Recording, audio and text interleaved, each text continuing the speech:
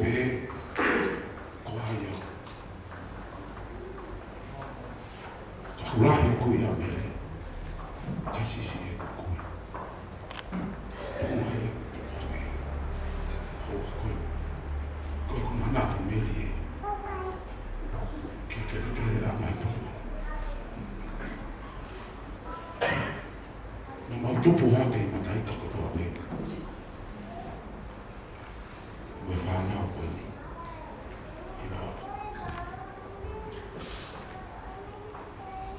Ako ko mana tu meli e ke fine ko ni. Ko ta ai ni ha fine. Te wai mai no pe ia. O ke he me tona o Elina. He's the number one. Papa o te tau pe he. Ke fine mali ma ia ni. Ke fine tala noa o fa ma ia ni. Ai pe me ni ai feito. Te tawai o e ulu nganga o fine. Ako ko mana tu meli e ki. E kai mi ko e ako. E whanau koe ni. Koe nau mausiri ko tua pe. Me wawaho ki tonga. Ako ni lava pe koha ta hapa koe pe ia. Lava pe tama koe ako hau ki tonga ha koe pe ia ia. Kausi ina whanofo pe.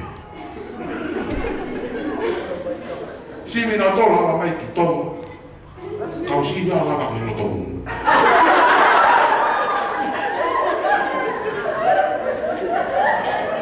Ko fe tauraki ko he ngahi ahoni. Kuna mau e na toi poto. Ka ko mau e whakapoto. Pe uinga. E na unofu ata whaki o uki e kai.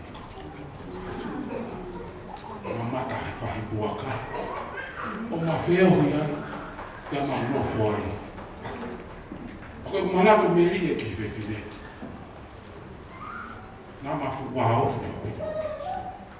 Hange koe rea.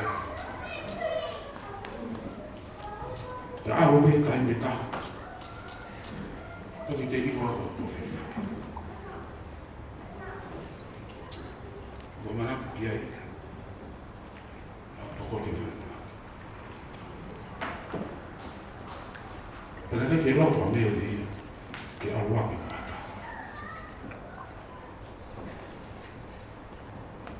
Bebe o rangi toka. O whai ai e maro. Koe kumana. O whamau. Ke hongo au mai. Ia koe. Tunga o hau whalai. Manatu te hele rea. Mana tu kira aku nak. Kuma ware aku. Kamu poto. Tak tahu pemeli itu. Mana tak tahu aku musio mai. Kuma mei fori tak tahu.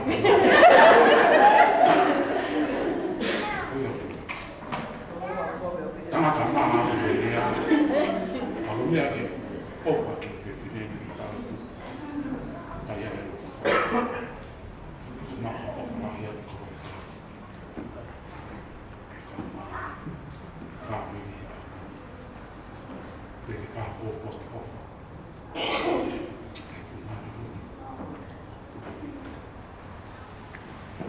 Ofa mahir. Beri nak family.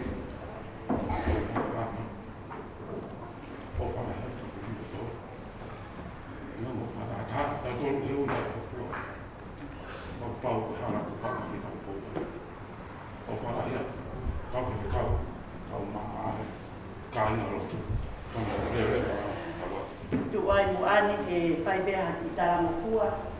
Pea o kou tuka whawhetai mo whamalo ke o tua mafi. O kunei heni mo tau tolu i he fia fini. Hange koe ngahi lau lea, koe ngahi tala loto. Na tau whanongo ki ai i he mo menit koen ko maliwa tu. Pea ko fia pito ma fa nga malia koen ni ke tu ai ke fa ki manatu melie. Ki mua ke u fa manatu melie, ulak fa ha wat pea ni mo tu koen. Ko kingoa ko lota apisika.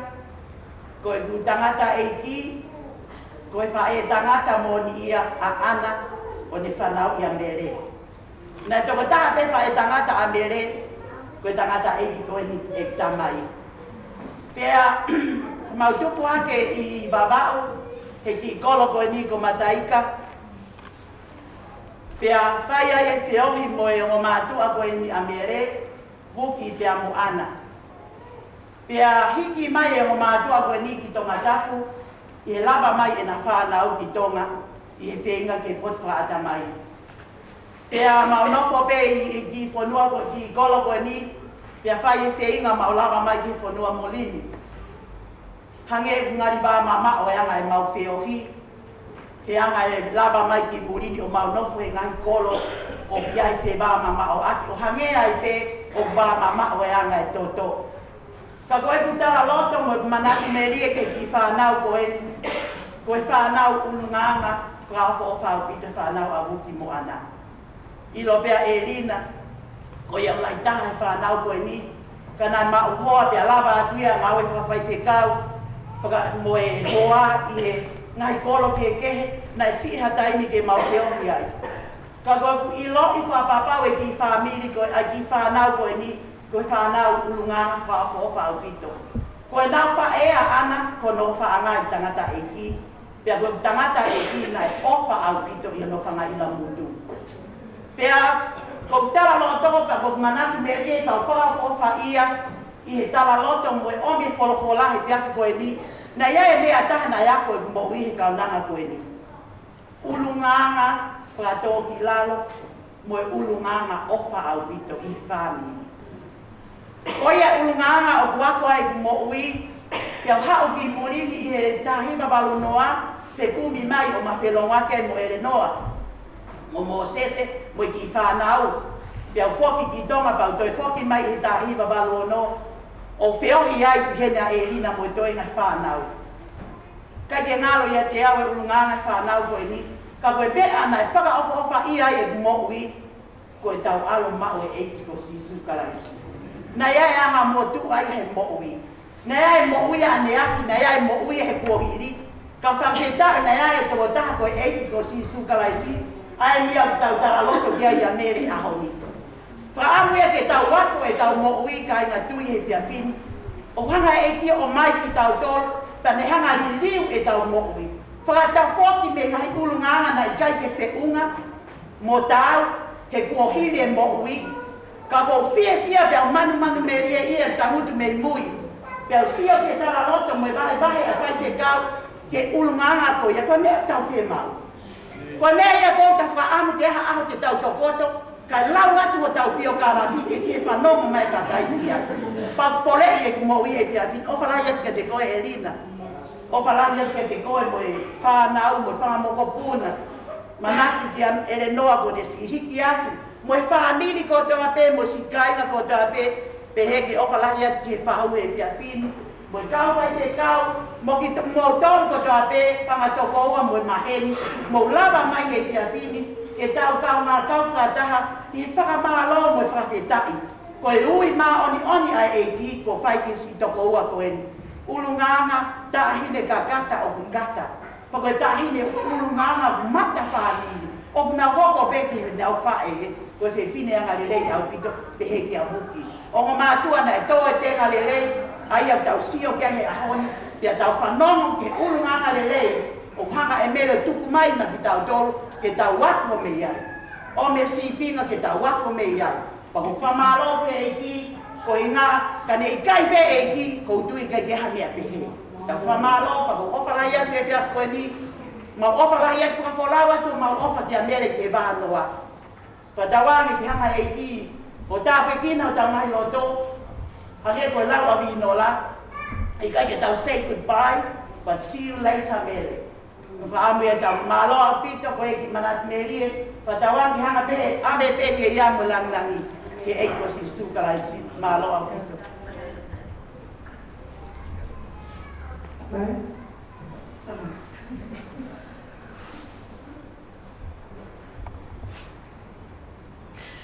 It's hard to stand here and not cry. I'm sorry, last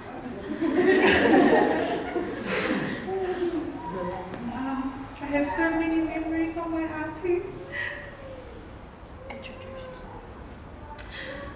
But before I start, my name is Anne Matoko. My mum is older than Mele Akuleo Munamau. And like what my sister and my dad have said, Mele came in the 80s and she was my #1 babysitter. We had a real close relationship. I'll never forget. She used to drop me to kindergarten. I grew up, I was a chubby kid, and she used to complain about dropping me to school because she didn't like going through the long way. So we had to cut through this muddy grass field. So she had to fafa me because I was the princess. So she would fafa me, and then when we get to the other side, she would like, and she'll never call me. Everyone else calls me Annie, Anne, but my auntie, she calls me by my rightful name, Anne Matilda.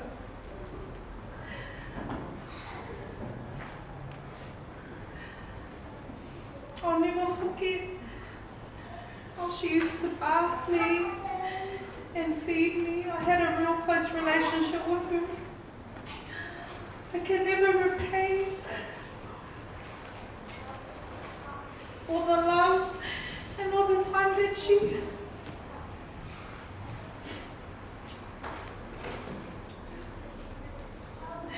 every time she would call, it would bring me so much joy just to hear her voice and her laugh. Her laugh was so infectious. It filled the room. And it hurt so much.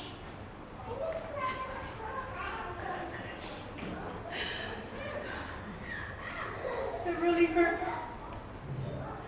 Our family will never be the same again here in New Zealand. Before I sit down, I'm going to ask my sisters to come up. There was a song that we sang in Hawaii the last time that we saw her in 2014. A song that my mother wrote. She got us up to sing at the Waipahu Tongan AUG. The song was Whanongo. My mum wrote the song and it's taken from the book of Revelation. So I'm going to ask my sisters to come up, please.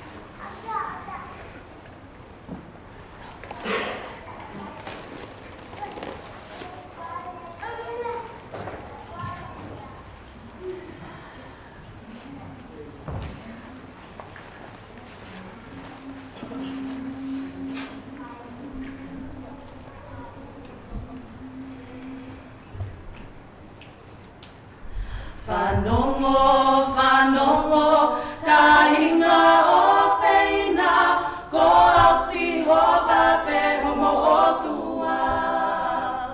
Ko au koe alifa, pe amoe o meka, o ta e ngata, pe ta e ngata e meni. Pe aku o whakawa, ai matawai o mo ui, mo hau o inu toutou inu ai. Ko ia e ikuna, tene maune a kotoa pe, tako au hono o tua ko ia hoku foha. Wakai o kuo, hau wawe, o kumonu ia ia o kune, whai a e ngā hilea, o e kiki te o e tohini. Tamai alo lau malie, ko e tolu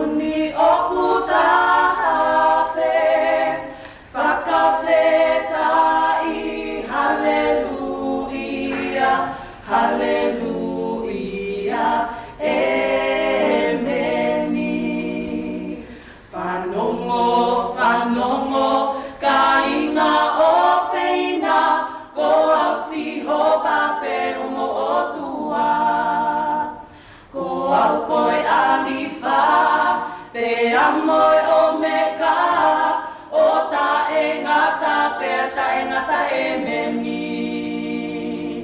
Whanongo, whanongo, ka inga o whina, ko au sihowa pe homo o tua. Ko au koe alifa, pe amoi o me ka, o ta e ngata pea ta e ngata e meni. Whanongo, whanongo,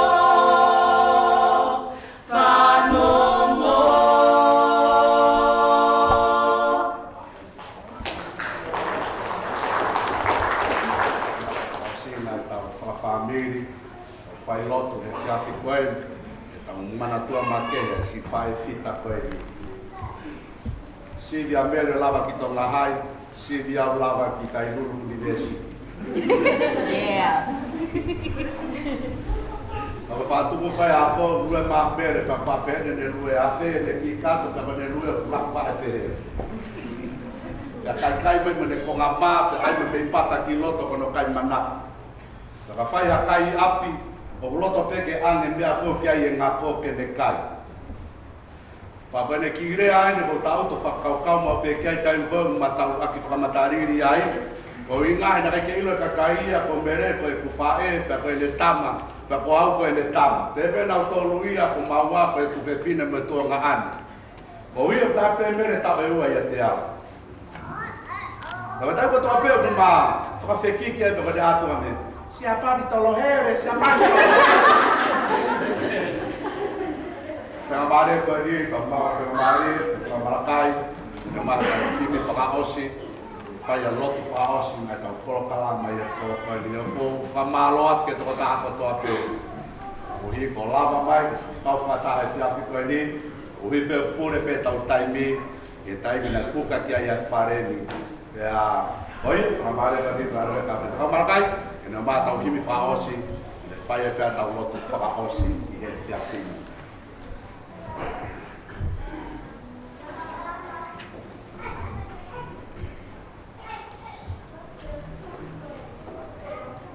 Lai ke ki.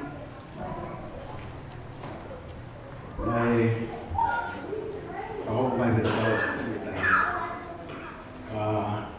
Ia te au ke ne mahu ina lai e nui. Taimina ku whaka as mea ke rotu pok maa meri ni Hawaii. Ko rea nei whai me ke te au marakai rakama ki haru. Ia. Ia ne tolu whai a rea koe ni pe a o mao whakaiteka tui marai wakapuna. Nei whao fua maa meri ke te au, nei whakatokama mai ke te au marakai rakama ki haru. Ia tangi a meri pe a, pe ni tungi matapa, pe ni toi pe hina. Marakai rakama ki haru. Ia. Ko whamaaroa ia te koe mere a kolea muna ma maaroa ki koe ofa. Leo hau ke mamaa atu ka komo uia. Ia. Ko whamaaroa ki te koe. Me aroa ko ilo ki tau whetawaki i tāna. Kore peke tau aosi mai ake himi koe ni. Whangeau, mahi wahimi, o kata ko mea tila. Sisu koe mga tuu, kamaru ki au, ko hera i hawa, ko potula a, ko futo o whaini, kai ha tau lelei, ko koto mga maka, kai ha malo o anga. Sisu koe maka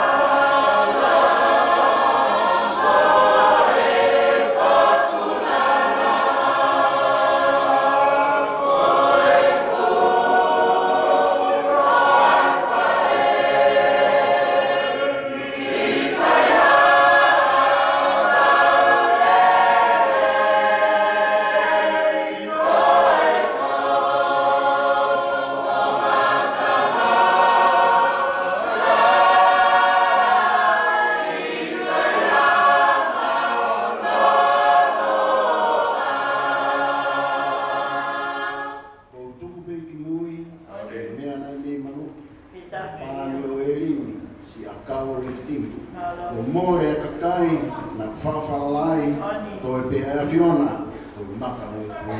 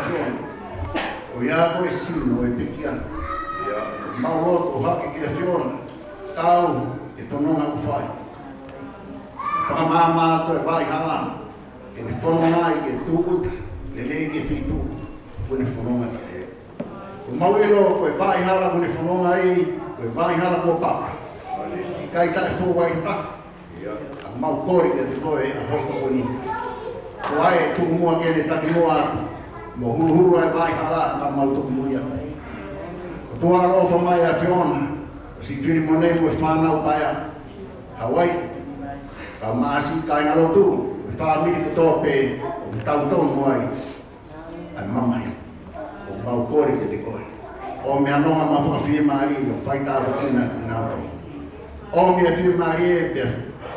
Ya to wa be ko no mahi. Ya be he fo ki o tua ke mafasia I hona ngai ko to.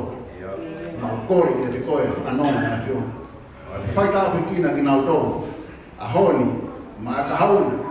Ha na I mea ku to no no wa ya fu fatoria pa be he fo no na to fa ka to ke oni. Tua ki fai ka pikina ki nau to. Ya be he fo hi ana o e fi ko in. Ma kore ke te koe. Tua o e mea ko to. No há de motor, vou fazer mari de motor bem fiasco. O mau catutuco, que tá tudo bebe no avião. Vai a tua mau, buluru, mau tava aqui. A água que é pompomina, que bebe a água. Tua na bicicleta de motor, que avião e mau vai. Avião e mau tá maus. A rofa mai avião, que tá aqui de motor, a canoma, o firmari. Na himia ni mauloto, hapi ke fiona mo kore ka poni e koe. I wafa peo aro e sisu ka isi mo mau whamu hui. E me, e koe te resa tau heko sisu palaisi, mo e ofa e kua ka tau mai, e feo i hano lau maari e mangani. Toko anoa, ma pia maari e ti mau tō, e ona ki hiki, ka e whai peo tāngata. E me. Kapua ke skau whai skau. Kau ba so na wa hoa. Tapat dia pau. Apa tahu? Dekai ngalo tu. Dia siap koi. Sola. Kau mai ulangi. Ke ai te uma. Ke tuku tainu ka ke mea mai he kō koe ni. Unga ka kaunanga koe ni. Ka tātua mua koe haua koe ni. Ki wātu ha whakamaro. Whakamaro rai a ki whaka whekau. A whorofora ko ruru he kō koe ni. Hea mo e kōpō uri. Kora e kōpō ini. Nō mai ai roto. He whiaka koe.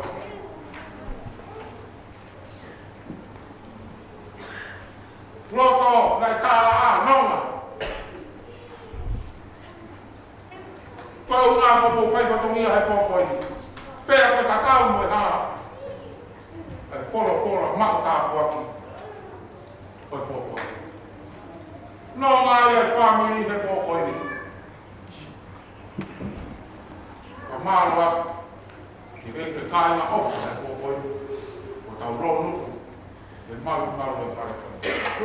O tal ano, aí a malva é pouco aí. Oua. A malva é que é pouco do mal.